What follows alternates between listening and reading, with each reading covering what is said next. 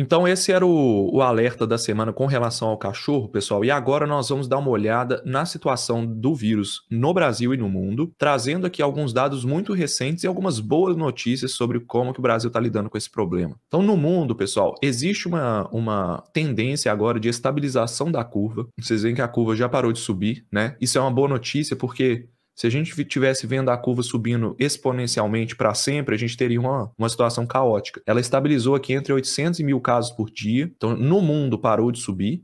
E aí, a primeira coisa que a gente tem que olhar é, será que no Brasil isso está acontecendo? Será que no Brasil também está vendo a mesma tendência do mundo? O porquê que provavelmente essa curva parou de subir? Porque as medidas de prevenção estão sendo adotadas. Então, as pessoas estão tendo... Primeiro que existe uma mudança de comportamento, né? Um maior medo ao lidar com outras pessoas desconhecidas, as orientações de diminuir parceiros sexuais, de diminuir contato com aglomerações, de diminuir contato com desconhecidos, parecem estar tendo resultados. Como o pessoal, homens que fazem sexo com homens, eram os principais afetados, essas pessoas estão restringindo, pelo menos eu acredito que sim, não tenho dados sobre isso, estão restringindo o contato com desconhecidos, cientes da varíola do macaco, e tudo isso pode estar diminuindo os casos no mundo. Não tem evidência de que é uma vacina, por mais que a vacina já exista e já provavelmente está sendo aplicada em contactantes e tudo, não há evidência de que essa redução de casos é fruto da vacinação.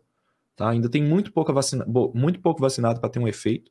Então, me parece, olhando assim de forma bruta para essa curva mundial, de que as medidas de prevenção estão sendo adotadas.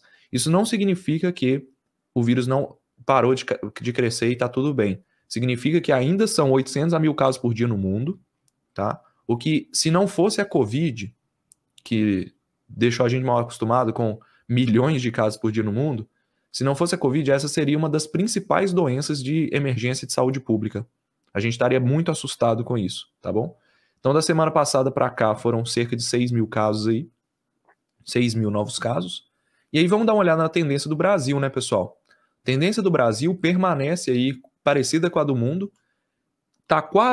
Já dá quase para a gente falar que está estabilizando, porque ela ainda apresenta um crescimento aqui nas últimas semanas, mas mais 2 semanas a gente vai conseguir ter certeza de que ela estabilizou. Isso é uma excelente notícia, só que aqui são novos casos, tá? Daily confirmed cases, novos casos. Não é que a curva parou de crescer, ainda estão crescendo, cerca de 100 a 120 casos por dia. Isso é suficiente para sustentar uma epidemia? Ao que parece, não. É suficiente para poder deixar o vírus assim parado. Agora a gente precisa de mais medidas de prevenção para fazer essa curva cair. Então no Brasil parece estar seguindo a tendência mundial. Apesar disso, né, o Brasil já se tornou o 3º país com maior número de registros. Se a gente for pegar a população brasileira e colocar esses registros sobre a população brasileira, o Brasil não vai ser o 1º ou 3º país do mundo, ele vai estar bem abaixo, porque nós temos uma população muito grande. No entanto, como é uma doença que ela inicialmente não está afetando toda a população, fazer esse tipo de análise agora, do ponto de vista epidemiológico, não é a mais correta. Então, essa notícia aqui é um fato, não tem como você questionar isso.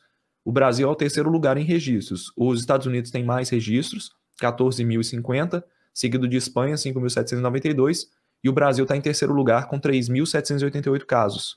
É um número significativamente alto e você começa a ver conhecidos com a doença.